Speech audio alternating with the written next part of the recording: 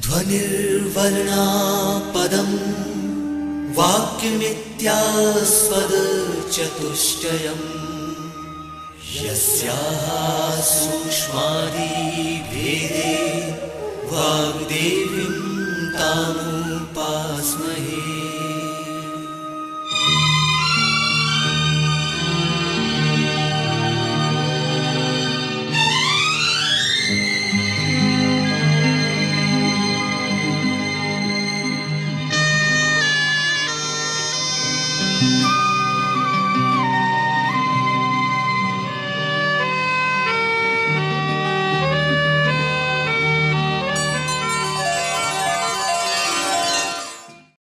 The Electronic Media Production and Research Center EMPRC of Madhya Pradesh Bhoj Open University presents an audio program of English literature. This audio program will be useful to the student of BA first year. This audio program is based on the 7th unit of first paper titled Literature in English from 1550 to 1750 AD. The title of audio program is The Early Sonnetteers.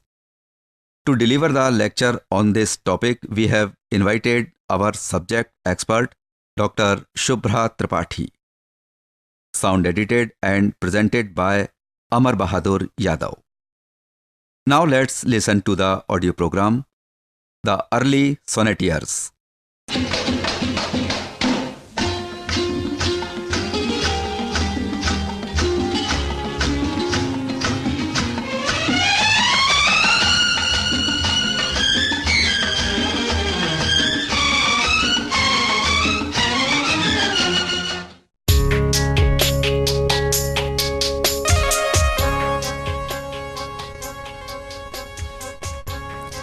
Friends, I welcome you to this session of virtual classroom of Bhoj Open University.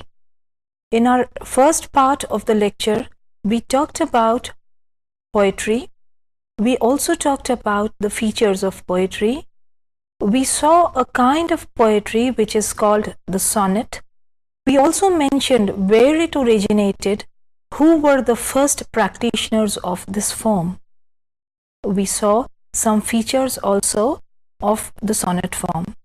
Now we will talk about the early sonnetteers, and mainly our focus would be on the English poets who used this form. So friends, let's proceed. Our objectives for this session would be that at the end of this session, you will be able to identify the early sonnetteers. You will be able to tell which poets used this form first in English literature. You will be able to distinguish between various kinds of sonnets because each of the poets used the form in a different manner. You will be able to describe the sonnets of Francis Petrarch, also known as Francisco Petrarca, who was the first practitioner of this form. And he was an Italian, as we mentioned in the first part of our lecture. You will be able to describe the sonnets of Sir Thomas Wyatt, then the sonnets of Earl of Surrey, Henry Howard, Earl of Surrey, who was again a very famous English poet. You will also be able to identify the sonnets of Sir Philip Sidney, and you will be able to talk about the sonnets of Edmund Spenser, another very famous English poet. So friends, let's proceed. Let's first talk about Francis Petrarch, whom we said was an Italian and the first poet who popularized this form. Now Francis Petrarch was also known as Francisco Petrarca because he was an Italian, and in English we call him Francis Petrarch. He was born in the year 1304 and died in the year 1374. He was born in Arezzo near Florence in Italy, which was again a very famous place. Florence, incidentally, was the favorite haunt of many English poets, including Shelley. Then Francisco Petrarch wrote sonnets addressed to his beloved Laura, and this tradition was taken up by the English sonnetteers. We do not know if his adoration for Laura was fiction or fact, but he did write sonnets addressed to her. He wrote 366 poems about her, and you will be surprised that out of these 366, 317 are sonnets. So you can see that the bulk of his works which have made him famous are sonnets. And Petrarch used the sonnet form in a particular manner. He used a particular style of writing sonnets which became very famous as the Petrarchan model. So what is the Petrarchan sonnet? His sonnets are marked by this feature that they are arranged in a sequence. They are arranged in a volume called rhyme sparse, which means scattered verses. And this rhyme sparse is the Bible of European love poetry. We say European poetry because this form sonnet from Italy first went to France and then came to England. So it in a way influenced much of the European literature. In all these sonnets you will find that I or the self is very prominent, or it emerges very prominently. What does this mean? This means that the poet is talking about himself. He's talking about I. He's talking in the first person. And what is he talking about? He's talking about his emotions. He's talking about his feelings. He's talking about his expectations. He's talking about his love. So basically the focus of these sonnets is the feeling or the thoughts of the poet. A single sonnet, as you know, is of 14 lines and is therefore not enough to tell a story. It may express a momentary feeling, some thought which occurs in the poet's mind temporarily, and in that sense it is a record of a moment. Therefore, it recounts an experience or a feeling which has been with the poet for some time. And all these sonnets of a poet put together form a kind of story. Now I said that in all these sonnets, the self or I is very important, and they are a record of different moments in a poet's life. In that sense, you might even say that they are autobiographical in character. But remember, do not confuse it with autobiography, because in most of the sonnets, a lot of fiction also mingles and the feelings are transitory. So you cannot say that they are an authentic account and therefore they are different from biography or autobiography. Let us see what is the structure of these sonnets.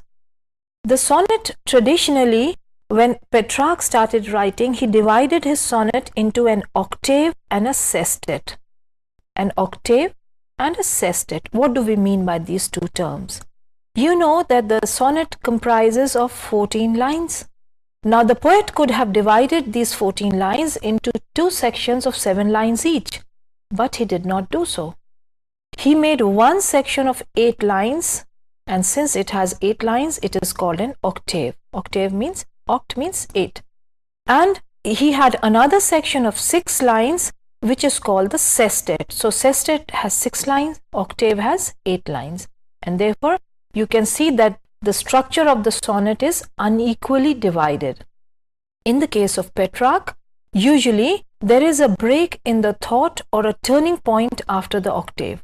For example, if he's talking about the beauty, say for example, of his beloved, in the first 8 lines, the next 6 lines could be the effect of that beauty on the poet. So there is a turning point after the first 8 lines. The 9th line has a different thought, a change in thought.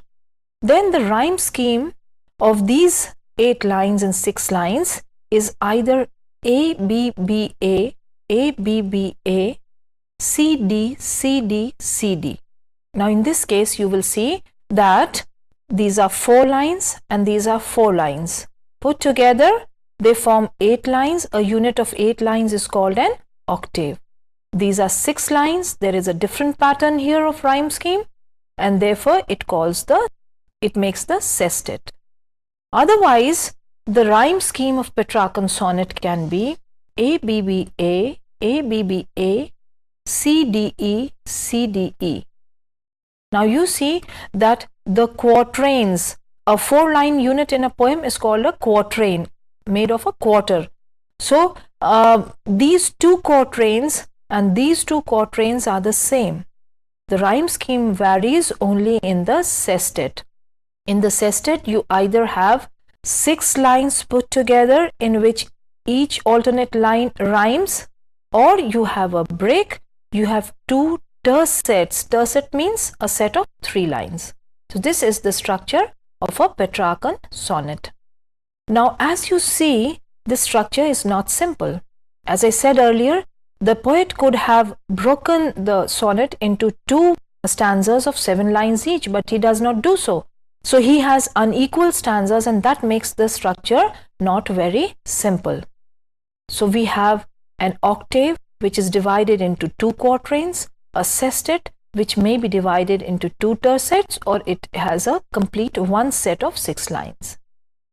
But since the octave is divided into 2 equal quatrains, 2 sets of 4 lines each, and 6 lines into 2 sets of 3 lines each, you can say that there is structural symmetry in the Petrarchan sonnet. Although the structure is a little complex, outwardly it is unequally divided, but if you see each division, they are symmetrical. So there is a symmetry in the Petrarchan sonnet. After Petrarch, the sonnet came to England through France. So this Italian model of Petrarch was followed by many poets in English. Right now, we would talk about other early sonneteers, and Sir Thomas Whyte is the first English sonneteer who made this form popular in England. He was born in the year 1503 and died in the year 1542. He is given the credit of having introduced the sonnet in English literature. As you see from his name, he was given the title of Sir, so he was an important courtier in the English court, and he is said to be the alleged lover of Queen Anne Boleyn. And in fact, in some of his sonnets, he has tried to court the Queen. He had an unhappy married life, and following the Petrarchan tradition, he addresses his beloved in most of his sonnets. Since he was influenced by Petrarch, some sonnets of Sir Thomas Whyte are either translations or adaptations or reworking of ideas and phrases of Petrarchan sonnets. But some sonnets are very, very original. The structure, if you see the structure of the sonnets of Whyte, you will see that it is different from the Petrarchan structure. His sonnets contain 3 quatrains and a couplet. Now we saw that a quatrain was a set of 4 lines. So if you have 3 quatrains, that means 3 into 4, that makes 12 lines. And a couplet means a set of 2 lines. So what are the terms that we have seen so far? We have talked about an octave, 8 lines. We have talked about a sestet, 6 lines. We talked about a quatrain, 4 lines. We talked about a tercet, which was 3 lines, and now a couplet, which is of 2 lines. So the structure of Thomas Whyte's sonnets is different. What about the rhyme scheme? The rhyme scheme in his case is ABBA, ABBA, which is the same as Petrarch. But in the 3rd quatrain, he breaks up the sestet into another quatrain and a couplet. Now this other quatrain has a different rhyme scheme. So it is CD, CD, and the couplet, the lines rhyme together. So you see that he follows Petrarch in terms of theme, in other conventions, other features, but as far as rhyme scheme is concerned, Sir Thomas Whyte makes a different approach. The next important sonneteer was Henry Howard, Earl of Surrey.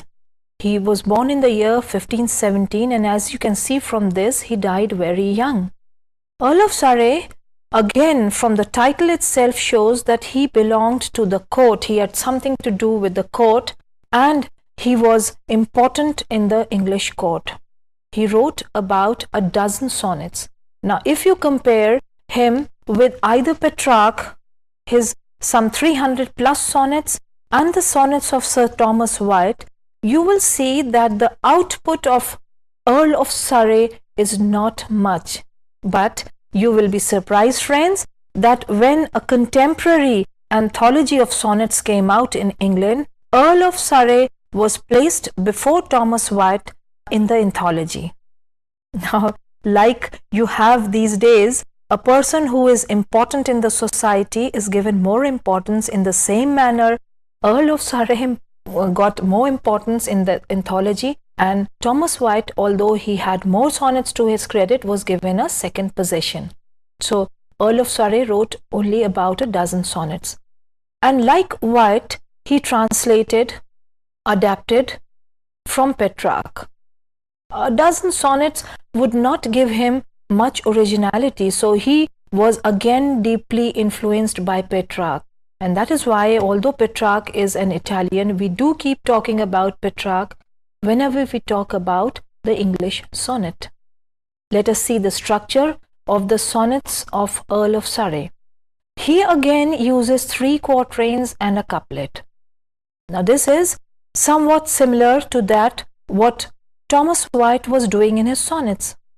Now, why did these poets pick up a quatrain and a couplet instead of an octave in a sestet? Perhaps the answer could be that in English language this was a more natural form to have 4 lines and 2 lines. Somehow the couplet never appealed to the Italians and the Frenchmen. And usually in the case of English poets, the couplet comes either as, you can say, 2 lines which express a lot of wisdom. They are like proverbs. You can say that you can quote them anytime, and they seem to be a complete unit. Even without the 3 quatrains, if you take the couplet of most of these sonnets, it comes as a piece of wisdom. But remember, it never appears as if this couplet is attached to the quatrains. If you read them together, they form a natural whole in which all the parts merge together. The rhyme of the sonnets of Earl of Surrey was A, B, C, D, C, D, E, F, and G, G. Now see, this is a deviation from the other forms that we have seen so far. The first 2 quatrains in the case of Thomas Wyatt were same as that of Petrarch. But here, Earl of Surrey uses a different form. He uses different rhymes in every quatrain. You have different sounds, and in the couplet you again have a different set of sounds. From what we have seen, we see that the sonnets of Earl of Surrey are less in bulk, very, very less, very meager as compared to others. Then they modified the Petrarchan form, and this form was later perfected by Shakespeare. So you must be wondering why Earl of Surrey is given so much of importance in English poetry, although he has not written many sonnets. The reason is this, that it is this form which he first brought to light was taken up by Shakespeare. Although his sonnets are not so spontaneous and passionate as Wyatt, but in a way, since Earl of Surrey was the inventor of blank verse, therefore they enjoy a lot of importance. Now, what is blank verse? Although we are not directly connected with blank verse here, but it would be in the fitness of things to mention that blank verse is the verse form which Shakespeare uses in most of his plays. So you see a connection between the sonnets of Earl of Surrey and the blank verse and later sonnets of Shakespeare. And therefore, Earl of Surrey is an important link in the growth and history of the sonnet form.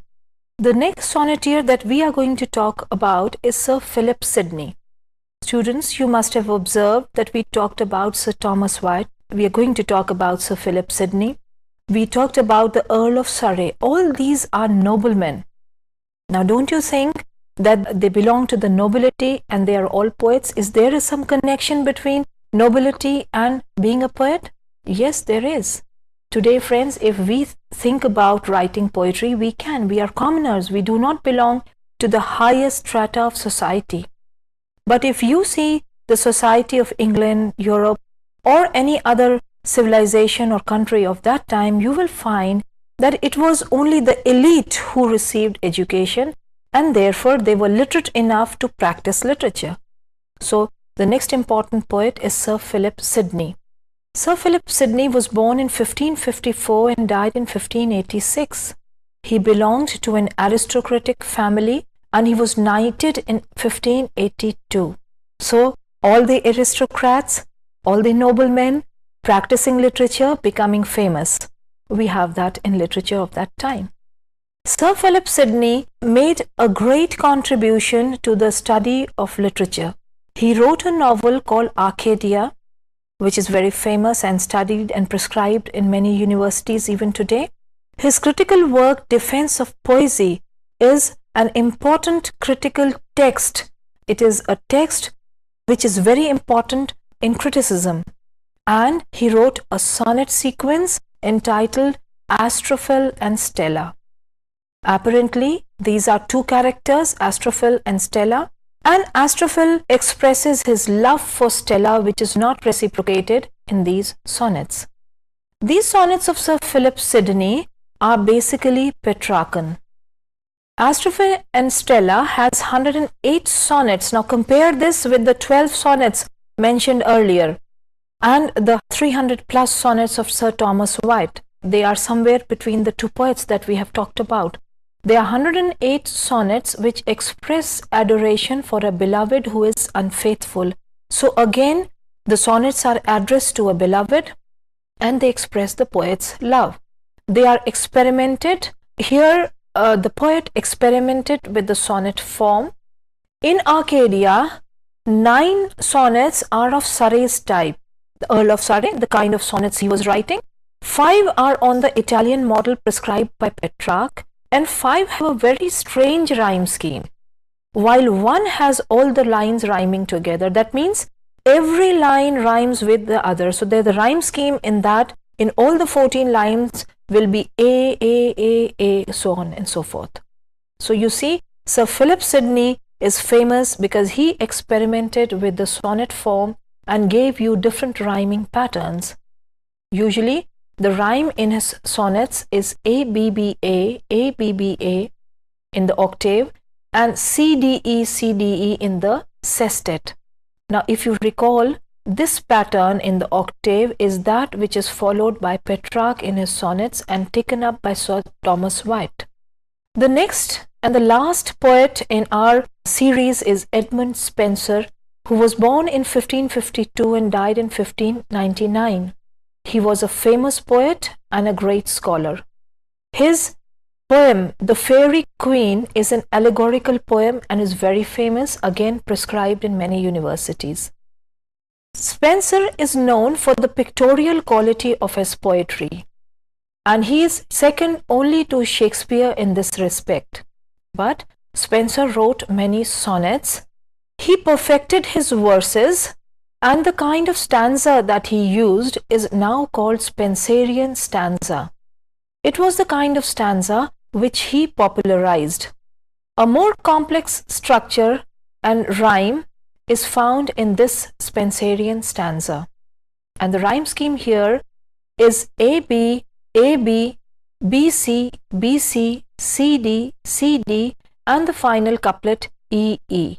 So again, you have 3 quatrains and a couplet. You have 3 quatrains here and a couplet in the end. Though complicated in style, the tone of Edmund Spenser's sonnets is conversational. So let us briefly compare all these poets that we have talked about. We talked about Petrarch and we said that he divided his sonnet into an octave and a sestet. The octave have the rhyme scheme ABBA, ABBA, and in the sestet there could be 2 possible rhyme schemes. Either the alternate lines rhyme together or you had 2 tercets with lines rhyming CDE, CDE.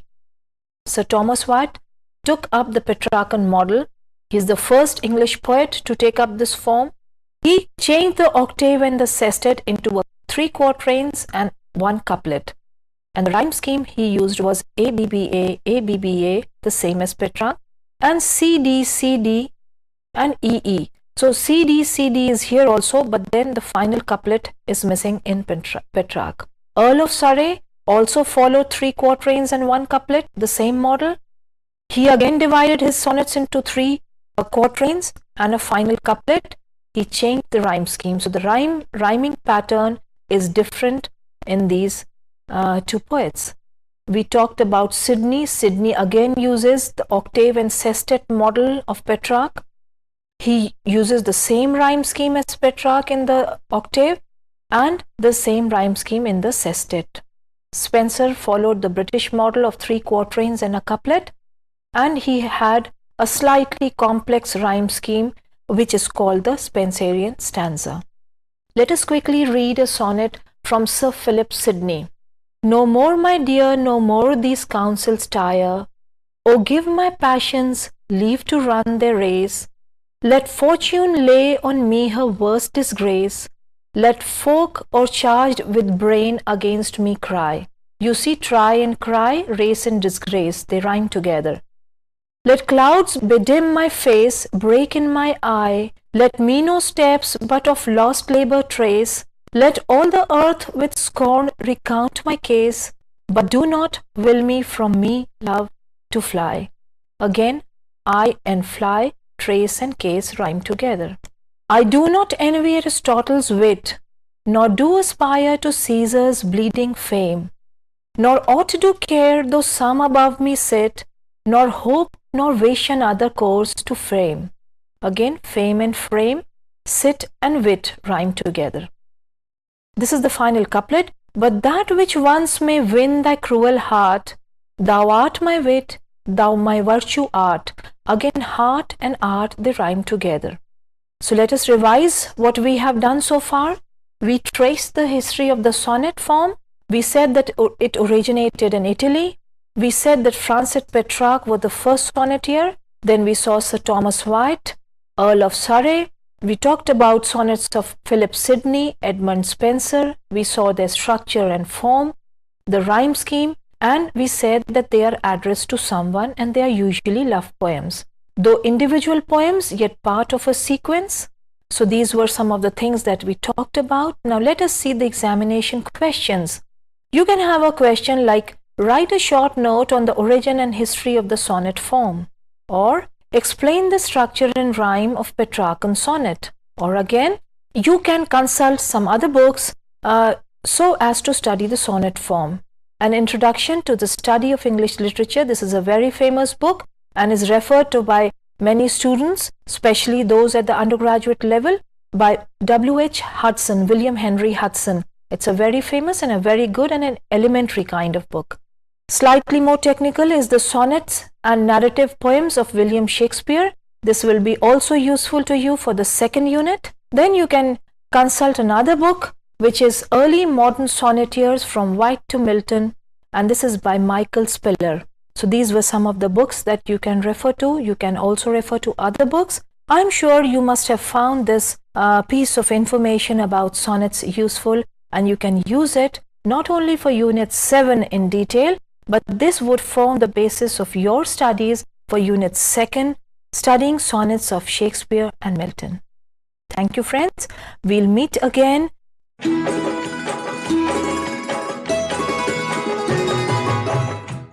You are just listening an audio program, The Early Sonnetteers. Subject, expert and speaker was Dr. Shubra Thripathi. Announcer was Prem Sharan Khemaria. This audio program was edited and presented by Amar Bahadur Yadav.